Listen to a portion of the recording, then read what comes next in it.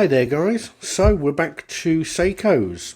First of all, just want to say thank you very much to the guys at starbuy.com.au for loaning this watch to us.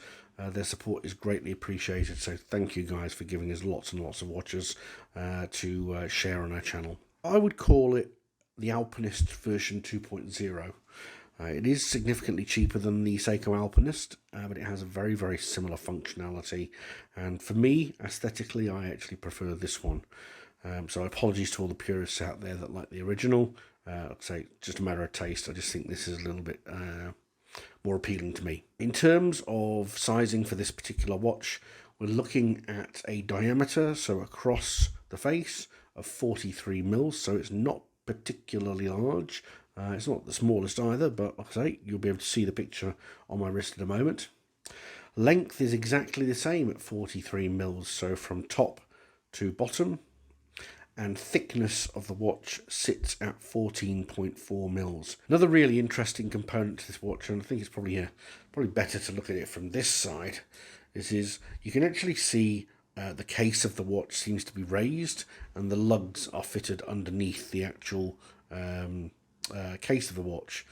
When you turn it around, you can see here sort of like the square fitting where the straps are connected, and I thought it was a really unique and nice sort of aspect to the watch. Initially I thought this was actually for setting the time. As you can see, it's very Panerai-esque in terms of its functionality, but this is actually to adjust the compass chapter ring on the inner bezel there. Timekeeping and date and day are adjusted just there. It is not screwing, it is pushing, but that doesn't detract from the fact that this has 200 meters water resistance. You can see here we have a slightly domed crystal, which is hardlex, Seiko's proprietary glass, which is essentially a mineral crystal, but as I understand is a little bit harder than that. Strap, very nice calfskin strap, good quality, nice signed buckle, and quite thick and padded.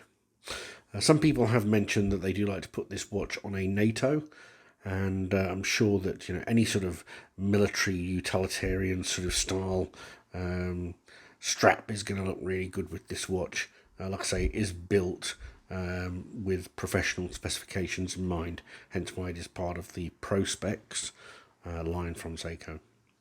Inside the watch, it contains a 4R36 movement, which is accurate plus or minus to there or thereabouts 45 to 35 seconds per day.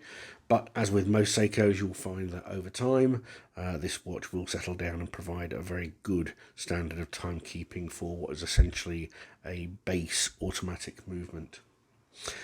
Time reserve or power reserve on this watch is 41 hours from fully wound, and it is a 24 dual movement.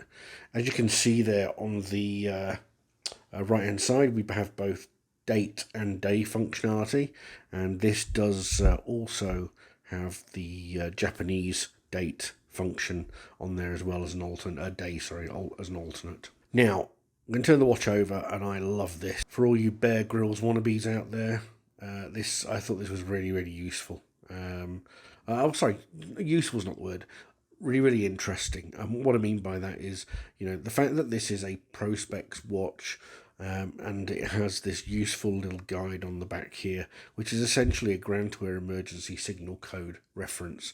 So if you do find yourself up the top of a mountain or out in the wilderness, and you are lucky enough to be found by the rescue workers, you can use this guide to then obviously state to anybody in an aircraft or helicopter what the current situation is with you down on the ground.